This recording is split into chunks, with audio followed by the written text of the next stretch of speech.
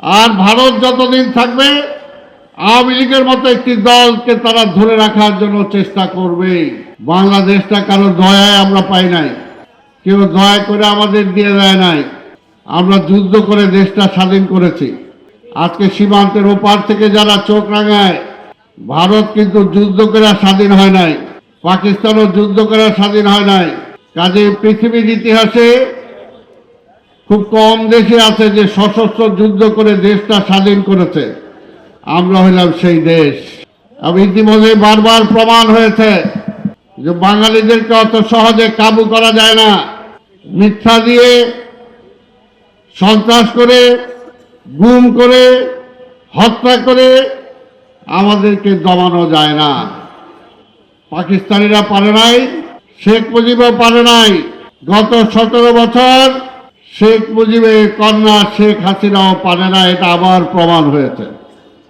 তাই বলতে চাই, এই দেশে গণতন্ত্র প্রতিষ্ঠার জন্য আমরা যুদ্ধ করেছিলাম, মানুষের মৌলিক অধিকারের জন্য যুদ্ধ করেছিলাম, ন্যায় বিচারের জন্য যুদ্ধ করেছিলাম। আওয়ামী লীগ সেগুলো ছিনিয়ে নিয়েছিল বলেই সাল থেকে চলছে। আমরা জানি এই যুদ্ধ আমাদেরকে অবিরাম করে যেতে হবে।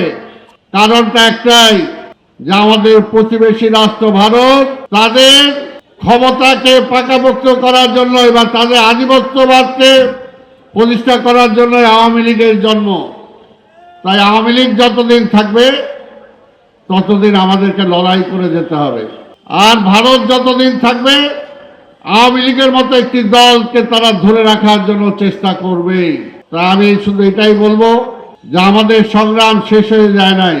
আমাদের যে সংগ্রামের নতুন সূচনা করেছিলেন স্বাধীনতার ঘোষক শহীদ রাষ্ট্রপতি জিয়া রহমান, তিনি আজকের এই মুক্তিযোদ্ধা দল কেন প্রতিষ্ঠা করেছেন, তিনি বিএনপি কেন প্রতিষ্ঠা করেছেন, ছাত্রদল সহ সকল অঙ্গ সংগঠন কেন প্রতিষ্ঠা করেছেন এই কারণেই যে আমাদেরকে সবসময় যে গণতন্ত্রটা ফিরিয়ে দিয়েছেন শহীদ রাষ্ট্রপতি জিয়া রহমান, যে যুদ্ধ করে দেশ এনে দিয়েছেন জিয়া রহমান, সেই স্বাধীনতাকে রক্ষা করতে হলে, গণতন্ত্রকে রক্ষা করতে হলে আজকে বিএনপি এবং মুক্তিযোদ্ধা দলের দরকার। সেই কারণে তিনি এটা জন্ম দিয়েছিলেন। তাই ভাইয়ের আমার, ঐতিহাসিকভাবে সেই দায়িত্ব মুক্তিযোদ্ধা দল পালন করবে, আমরা বিএনপি পালন করব, এটাই হলো আমাদের শপথ। তাই আজকে দেশের সংকট এখনো কাটে নাই, যেটা আমাদের প্রধান অতিথি তার মূল্যবান বক্তব্য বলবেন। আমি শুধু এটাই বলতে চাই, গণতন্ত্র এখনো ফিরে আসে নাই, মানুষের এখনো মুক্তি হয় নাই।